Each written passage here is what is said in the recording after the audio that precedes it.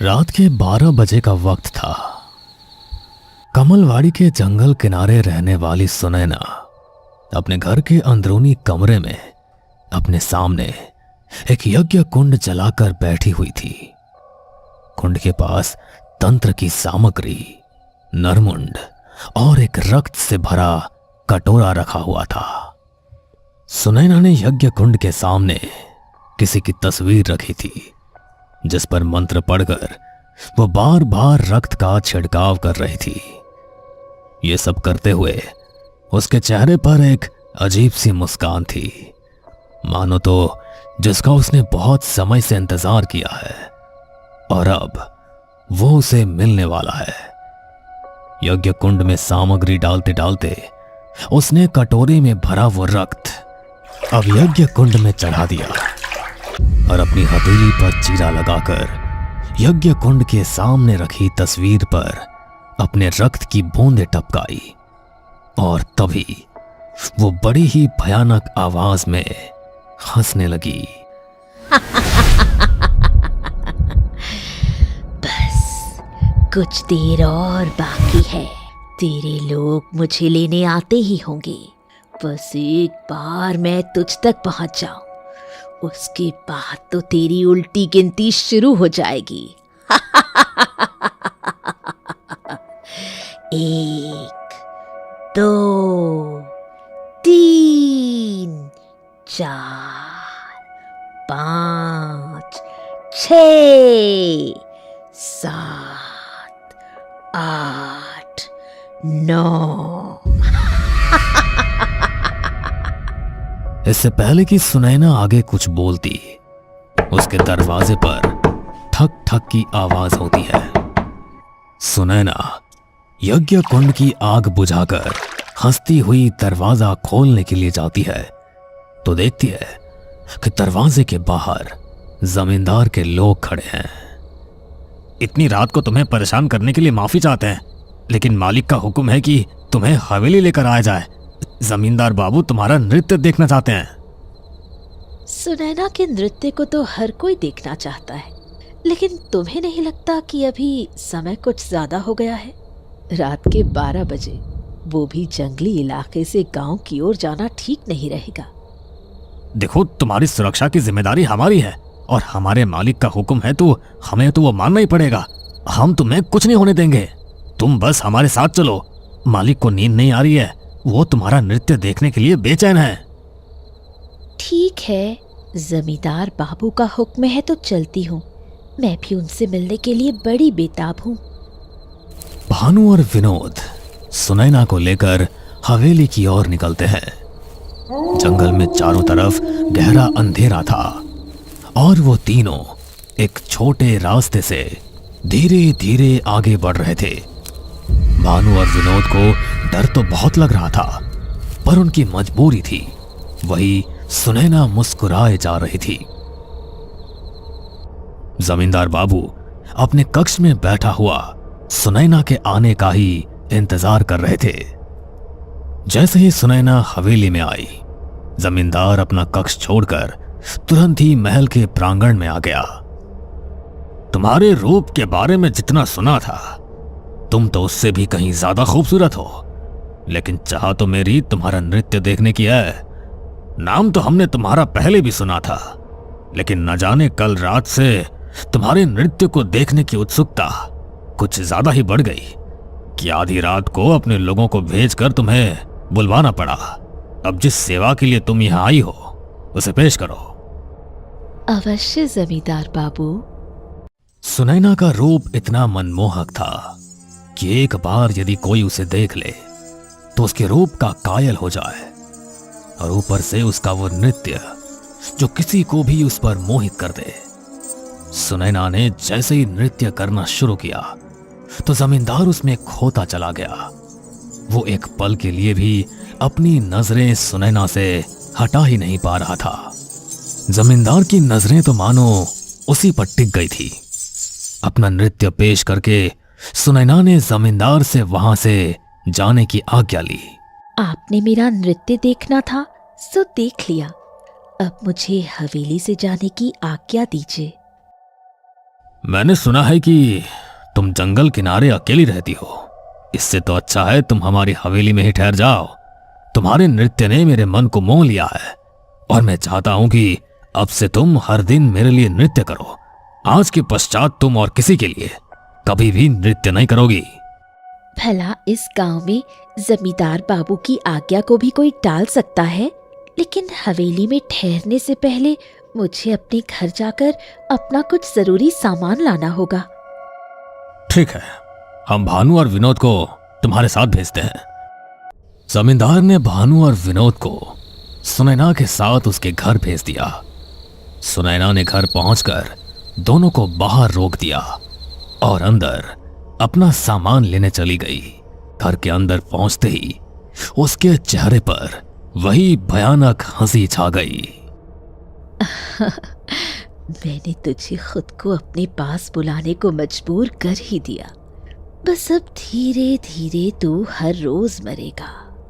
तुझे मैं अपनी आंखों के सामने तड़पता हुआ देखूंगी। बहुत मजा आएगा। सुनैना ने एक झोले में अपने कुछ कपड़े रखे और साथ में अपना तंत्र मंत्र का सामान रखा और भानु विनोद के साथ वापस हवेली आ गई। अगली रात अमावस की रात थी। हवेली में सब सो चुके थे। कोई यदि जाग रहा था तो द्वार पर तैनात पहरेदार, परंतु हवेली के पीछे के दरवाजे पर कोई भी नहीं था। रात के लगभग 12 बजे अपने शरीर पर एक काली चादर लपेटकर अपना झोला लिए सुनैना पीछे के दरवाजे से गांव के शमशान घाट की तरफ निकल गई। उसने शमशान घाट के बाहर दोनों कोनों पर अपने रक्त से अभिषेक किया और अंदर चली गई। उसने वहां यज्ञ कुंड जलाया और मंत्र बुदबुदाते हुए अतृप्त आत्माओं का आवाहन करना शुरू किया। उसने अपने झोले से एक छोटी मिट्टी की हांडी निकाली और उसे यज्ञ कुंड के पास रख दिया। मंत्र बुदबुदाते बुदबुदाते अचानक उसे अपने कान में एक साथ अनेकों आत्माओं की फुसफुसाहट सुनाई दी। तभी देर न करते हुए उसने अपने झोले से बलि के लिए लाई हुई मुर्गी को निकाला, जिसके मुंह और पंजों को उसने बांधा हुआ था। बिना एक भी पल देरी किए उसकी आहुति दे दी। तभी यज्ञ कुंड से धड़कती हुई आग की लपटें अचानक तेज हो गई और वहां पर चलने वाली हवा ने भी अचानक से एक भयंकर तूफान का रूप ले लिया। यज्ञ कुंड के पास रखी वह हांडी जोर जोर से हिलने लगी, जैसे तो मानो वहां की अतृप्त आत्माएं उसके अंदर समा रही हो। लगभग कुछ देर तक इसी तरह वहां भयानक हलचल होती रही और कुछ देर बाद वो हांडी और वो तेज हवा बिल्कुल शांत हो गई। उसी वक्त सुनैना ने एक काले कपड़े से हांडी को ढककर एक रस्सी से बांध दिया और उसे अपने झोले में रखकर वापस हवेली की तरफ आ गई। हवेली के पिछले दरवाजे की चौखट पर उसने उस हांडी को गाड़ दिया और लगभग 2:30 बजे वापस अपने कमरे में जाकर लेट गई। आज से वो सब कुछ शुरू होगा जिसका मैंने इतने साल इंतजार किया है। सुनैना की आंखों से नींद तो मानो गायब हो चुकी थी। अपने हाथ में जमींदार की वही तस्वीर देखती हुई वो मुस्कुराए जा रही थी। जमींदार अपने कक्ष में अपनी पत्नी के साथ सोया हुआ था। तभी उसे लगा कि मानो उसके कान में आकर किसी ने कुछ फुसफुसाया। उसे अपने पैरों पर किसी का स्पर्श महसूस हुआ। किसी ने उसकी चादर को जोर से खींचा और तभी डर के मारे जमींदार की आंख खुल गई। जमींदार ने इधर उधर देखा, लेकिन सामने कोई दिखाई ही नहीं दिया। तभी जमींदार ने अपनी पत्नी की तरफ देखा, लेकिन पत्नी का चेहरा देखकर जमींदार की रूह कांप गई। उसके पत्नी का चेहरा पूरी तरह गल चुका था और उसके चेहरे का मांस लटक कर मोम की तरह पिघल रहा था और उसकी आंखों की पुतलियां पूरी काली हो चुकी थी। कमला के चेहरे की वो भयानक मुस्कान देखकर जमींदार खुद को संभाल नहीं पाया और जोर से चिल्लाया। तभी अचानक कमला का वो भयानक चेहरा जमींदार के सामने से गायब हो गया और पति की चीख से घबराकर कमला की आंख खुल गई। क्या हुआ? क्या हुआ आपको? इस तरह चिल्लाए क्यों आप? कुछ नहीं, बुरा सपना देख लिया था तो अंधेरे में भ्रम हो गया। तुम सो जाओ, सो जाओ। जमींदार का मन अब बेचैन हो चुका था। जो भी उसने देखा उसके डर के मारे उसको अब नींद नहीं आ रही थी। वो अपने बिस्तर पर बार बार करवटें बदल रहा था। जमींदार ने दीवार की तरफ अपना चेहरा किया। तभी उसे लगा कि दीवार के कोने में खड़े होकर कोई बड़ी ही दुख भरी आवाज में विलाप कर रहा है। किसी के सिसकने और करहाने की आवाज जमींदार के कानों में पड़ रही थी, जो अंधेरे में उस दीवार से चिपका हुआ साफ दिखाई दे रहा था। धीरे धीरे करके वो काली परछाई जमींदार के पास आती जा रही थी और उसका चेहरा अब और ज्यादा भयानक होता जा रहा था। उसके मुंह से टपकता वो लाल खून देखकर जमींदार के होश उड़ गए थे। वो इस हद तक डर चुका था कि उसकी आवाज भी अब उसके गले में दब कर रह गई थी। वो चाहकर भी चिल्ला नहीं पा रहा था। तभी धीरे धीरे आगे बढ़ता वो काला साया अचानक ही उसके सामने आकर खड़ा हो गया और अपनी गर्दन को मरोड़ने लगा।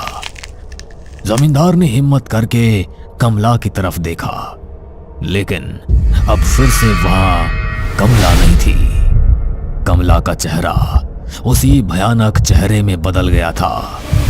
जमींदार अब और ज्यादा बर्दाश्त नहीं कर सकता था। वो जोर से चिल्लाया, लेकिन उसके गले से आवाज ही नहीं निकली। तभी वो हड़बड़ा कर उठा और देखा कि कमरे में ना तो कोई काला साया है और ना ही कमला का रूप बदला हुआ है। ये सब क्या हो रहा है? ऐसा लग रहा है जैसे कोई अतृप्त आत्मा हमारे पीछे पड़ गई है। जमींदार की नींद अब उड़ चुकी थी। उसने अपने बिस्तर पर बैठे हुए मंत्रों का उच्चारण करना शुरू किया। धीरे धीरे कमरे का वातावरण कुछ शांत हुआ, लेकिन तभी जमींदार को अपनी खिड़की से खटखट की आवाज सुनाई दी। जमींदार का कमरा पहली मंजिल पर था, इसलिए कोई चाहकर भी उसके खिड़की को बाहर से खटखटा नहीं सकता था। खिड़की पर एक बड़ी भयानक परछाई साफ दिखाई दे रही थी। डर से जमींदार का पूरा शरीर पसीने से भीग चुका था। वो बस सब खुद की रक्षा करने के लिए मंत्रों का उच्चारण किए जा रहा था, लेकिन कोई ना कोई हलचल जमींदार को बार बार विचलित कर रही थी। आधी रात के पहर से सूरज उगने तक वो मंत्रों का उच्चारण करता रहा।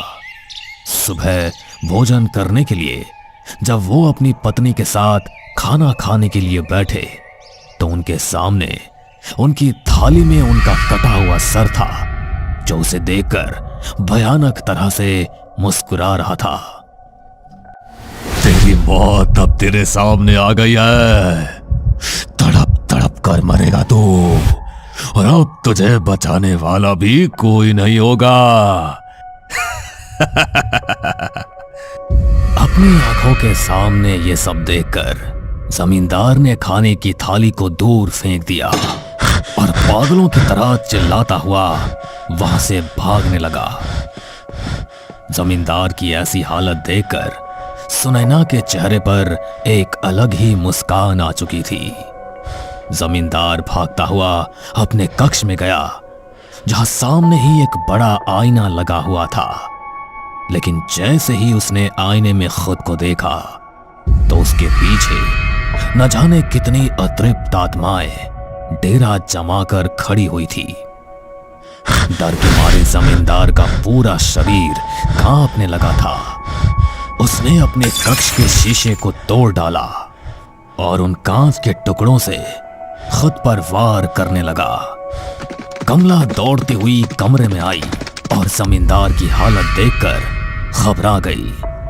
उसने जमींदार के हाथ से कांच का टुकड़ा छीना और उसे शांत करके बिस्तर पर बैठाया। हमें कल रात से ही आपकी हालत ठीक नहीं लग रही है। हम तांत्रिक बाबा को बुलाते हैं, कुछ ना कुछ जरूर घटा है आपके साथ, तभी कल रात से आपका व्यवहार इतना अजीब हो गया है। मेरी मौत मेरे सामने आ गई है कमला। मैं बहुत जल्द मरने वाला हूँ। कोई मुझे बचा नहीं सकता। तुमने नहीं, लेकिन मैंने देखा कितनी सारी अतृप्त आत्माएं है मेरे साथ, और वो सब मुझे ले जाने के लिए आई है। जमींदार को देखकर कमला की आंखों में आंसू आ गए थे और वहां सुनैना के हाथों में एक तस्वीर थी जिसे देखकर उसकी आंखें भर आई थी। तुम बिल्कुल भी चिंता मत करो, तुम्हारा बदला मैं लेकर रहूंगी। अभी तो बस शुरुआत है। इसे अपनी आंखों के सामने तड़पते हुए देखूंगी मैं, और जब तक ये तड़प तड़प कर मेरे सामने अपना दम नहीं तोड़ देगा तब तक सुकून नहीं मिलेगा मुझे। अपने किए की सजा भुगतेगा अब। हर बीतते दिन के साथ अब जमींदार की हालत खराब होती जा रही थी। अपने पास भटकती हर आत्मा को जमींदार अपने सामने देख रहा था। वो अपनी आंखें बंद करके अपने कक्ष के एक कोने में दुबक कर बैठ गया था। उसके चेहरे का मांस गायब हो गया था और उसकी हड्डियां भी अब साफ उभर कर दिखने लगी थी। आंखों के नीचे काले गड्ढे हो चुके थे और अपने बालों को नोचते हुए वो हर समय कुछ न कुछ बड़बड़ाता रहता था। मैंने तुम्हारा क्या बिगाड़ा है? मेरा पीछा छोड़ दो तुम। मैं मरना नहीं चाहता। कमला मुझे बचा लो। ये सब मुझे अपने साथ ले जाएंगे। कमला ये मार डालेंगे मुझे। ये मुझे मार डालेंगे। उसकी ऐसी हालत और आंखों का डर कमला को और डरा रहा था। जमींदार की बातें सुनकर कमला की भी आत्मा कांप रही थी। कमला समझ चुकी थी कि उसके पति के साथ कुछ जरूर घटा है, इसलिए कमला ने देर न करते हुए एक तांत्रिक बाबा को हवेली में बुलाया। बाबा जी, अचानक से न जाने इन्हें क्या हो गया है। कुछ दिनों पहले ये बिल्कुल ठीक थे, लेकिन पिछले एक हफ्ते से इनका बर्ताव कुछ अजीब सा हो गया है। कह रहे हैं कि कोई इन्हें मारना चाहता है। कई सारी अतृप्त आत्माएं इनके पीछे पड़ गई हैं। अब तो आप ही इसका कोई निवारण कीजिए बाबा जी। जमींदार बाबू का कथन बिल्कुल उचित है। घर में अतृप्त आत्माओं का आभास हमें भी हो रहा है। हम प्रांगण में एक सुरक्षा घेरा बनाएंगे और आपको इस घेरे के भीतर जमींदार बाबू को लेकर आना होगा, तभी हम आगे कुछ कर पाएंगे। बाबा जी ने हवेली के प्रांगण में एक सुरक्षा घेरा बनाया और वहां यज्ञ कुंड बनाकर पूजा की सामग्री रखकर बैठ गए। कमला कुछ लोगों के साथ जमींदार को वहां लेकर आई, लेकिन सामने यज्ञ कुंड को देखकर जमींदार जोर जोर से चिल्लाने लगा।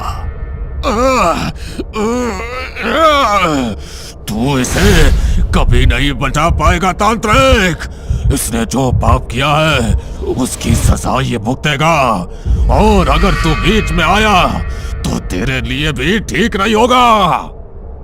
बाबा जी अपनी दिव्य दृष्टि से जमींदार के पीछे पड़ी सभी अतृप्त आत्माओं को देख रहे थे। एक बार को तो इतनी आत्माओं को देखकर बाबा जी भी भय से कांप उठे, पर वो अपने कर्तव्य से पीछे नहीं हट सकते थे। उन्होंने अपनी हथेली पर अपने कमंडल से जल लिया और जमींदार के ऊपर छिड़कने लगे, लेकिन तभी वो आत्माएं और आक्रामक हो गई। पूरे हवेली की दीवारें डर से चीख उठी। यज्ञ कुंड में जल रही आग की लपटें खुद ब खुद बुझने लगी। हवेली के प्रांगण में आती सूरज की रोशनी को भी मानो बादल ने ढक दिया। बाबा जी बार बार यज्ञ कुंड में अग्नि प्रज्वलित करने का प्रयास कर रहे थे, लेकिन लाख कोशिश करने के बाद भी अग्नि जल ही नहीं पा रही थी। जमींदार का चेहरा अब धीरे धीरे बदलने लगा। उनका जो चेहरा किसी हड्डियों के ढांचे जैसा लग रहा था, अब धीरे धीरे उनके शरीर की एक एक नस उभर कर दिखाई देने लगी। उनकी आंखों की पुतलियां पलटकर बिल्कुल सफेद हो चुकी थी और वो सभी को देखते हुए बड़े ही भयानक तरीके से मुस्कुरा रहा था। कहा था ना तुझे कि नहीं बचा पाएगा इसे, लेकिन तूने हमारी बात नहीं सुनी। बोला था कि इसे बचाने की कोशिश करेगा तो तू भी मारा जाएगा। इस जमींदार का अंत होना तो निश्चित है, लेकिन उससे पहले अब तेरा अंत होगा। बाबा जी खुद को बचाने के लिए डरते हुए मंत्रों का उच्चारण करने की कोशिश कर रहे थे, लेकिन अपनी लड़खड़ाती आवाज में वो कोई भी मंत्र उच्चारित कर ही नहीं पा रहे थे। तभी हवेली के प्रांगण में गहरा अंधेरा छाने लगा, जैसे तो हवेली के हर एक कोने में उन अतृप्त आत्माओं ने अपना डेरा बना लिया हो। वहां एक तेज हवा चली और बाबा जी जो सुरक्षा घेरा बनाकर उसके भीतर बैठे थे, वो भी अब टूट गया। तभी हवेली की छत पर लगा झूमर अचानक टूटकर बाबा जी के ऊपर आ गिरा और मौके पर ही उनकी मौत हो गई। उन्हें देखकर जमींदार अनेकों भयानक आवाजों में जोर जोर से हंसने लगा। कहा था इसे कि मत आ बीच में, अब मारा गया ना।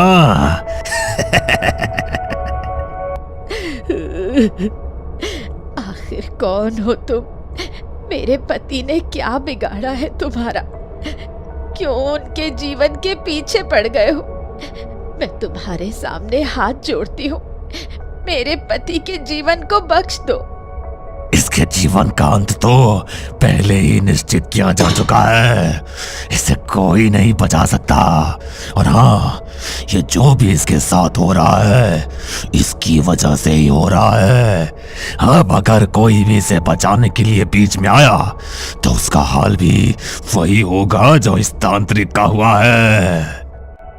जमींदार का रूप अब किसी खूंखार पिशाच के जैसे हो गया था। आत्माओं का प्रकोप देखकर हवेली के सभी लोग और नौकर अपनी जान बचाने के लिए वहां से भाग गए। अकेली कमला ही थी जो अपने पति की ऐसी हालत देख नहीं पा रही थी और उन्हें देख देख कर बस विलाप किए जा रही थी। और हवेली के कोने के कमरे में खड़ी हुई सुनैना के चेहरे पर एक अलग ही मुस्कान थी। अब तेरा आखिरी समय है जमींदार। तांत्रिक तो मर गया, अब तेरी बारी है। जब तुझे बचाने वाला ही खुद को नहीं बचा पाया तो तू कैसे बच पाएगा? सुनैना ने कमरा बंद किया और कमरे के बीचों बीच एक 4 लौ का दीप जलाया। उसके भीतर उसने अपने रक्त और काले तिल का छिड़काव किया। उसने वहां जमींदार की तस्वीर रखकर एक पूजा करनी आरंभ की। वो जैसे जैसे अंदर मंत्रों का उच्चारण करती जा रही थी, वैसे वैसे जमींदार बाहर तड़पता जा रहा था। उसके शरीर का एक एक अंग अपने आप मुड़ रहा था और उसकी हड्डियों के टूटने की आवाज पूरे हवेली में साफ सुनाई दे रही थी। उसके दर्द की चीखों से कमला का दिल बैठा जा रहा था और हवेली की एक दीवार दहल उठी थी। उसकी तड़पती हुई चीखों की आवाज सुनकर सुनैना के दिल को बहुत सुकून मिल रहा था। अनगिनत अतृप्त आत्माओं ने जमींदार को जकड़ा हुआ था। कमला का रो रो कर बुरा हाल हो चुका था।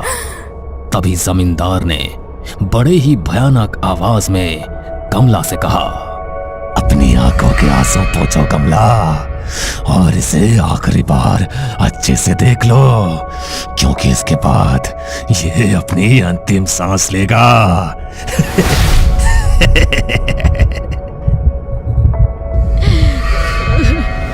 नहीं, नहीं। उन अतृप्त आत्माओं ने जमींदार के शरीर को कसकर जकड़ा और जमींदार ने अपने ही हाथों से अपनी ही गर्दन को मरोड़ डाला और उसी वक्त निढाल होकर जमीन पर गिर पड़ा। सुनैना के सामने जल रहे दीपक की लौ भी बुझ गई और सामने रखी जमींदार की तस्वीर खुद ब खुद जलकर राख हो गई। तभी सुनैना के आंखों में भी आंसू आ गए और वो अपना झोला उठाकर हवेली से प्रस्थान कर सीधी अपने घर पर जा पहुंची। वो अपने कमरे में बैठी एक तस्वीर को देखते हुए आंसू बहा रही थी। आज मैंने तुम्हारा बदला ले लिया माँ। उस दुष्ट जमींदार को मैंने मौत के घाट उतार दिया। सुनैना अपने हाथों में जिस तस्वीर को पकड़कर रो रही थी, वो तस्वीर और किसी की नहीं बल्कि उसकी मां की ही थी, जो सालों पहले उसी गांव की नचनिया थी। सुनैना की मां मायावती जमींदार के हवेली में ही रहती थी। मायावती, तुमसे अच्छा नृत्य तो कोई नचनिया कर ही नहीं सकती।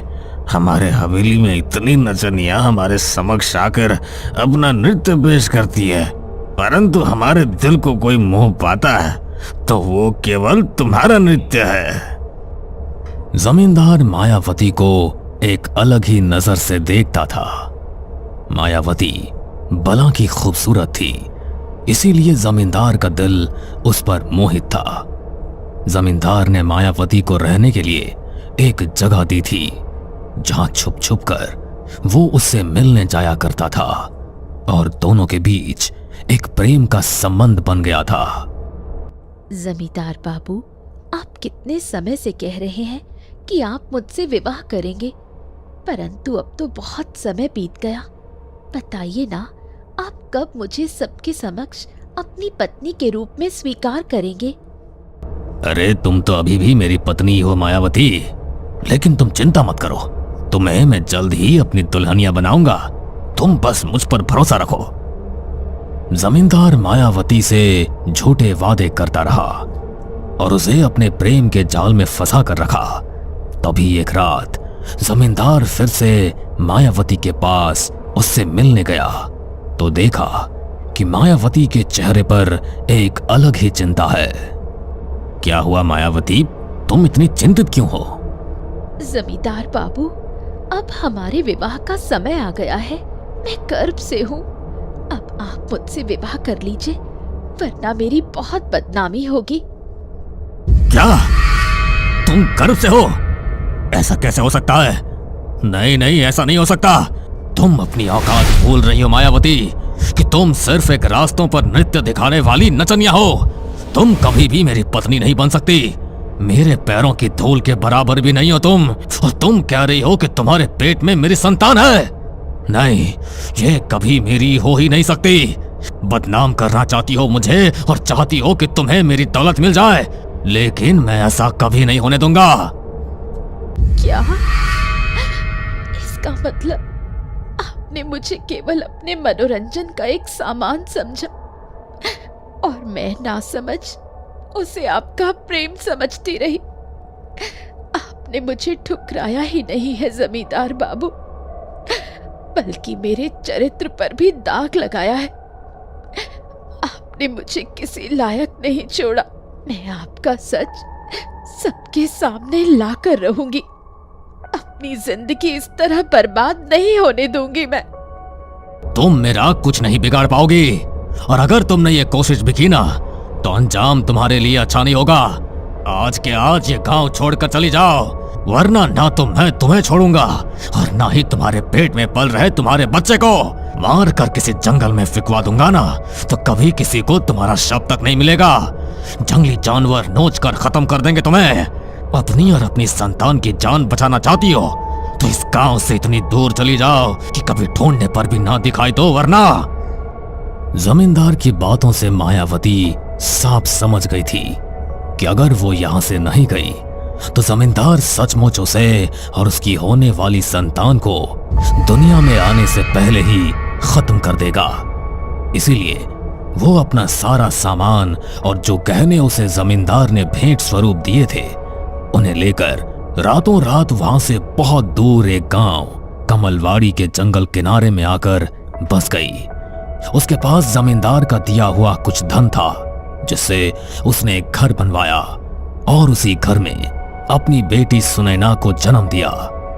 लेकिन जो जमींदार ने उसके साथ किया उसके कारण वो समाज में कभी किसी से नजरें नहीं मिला पाई और न ही उसे किसी ने अपनाया। मायावती के मन में जमींदार के प्रति आक्रोश था।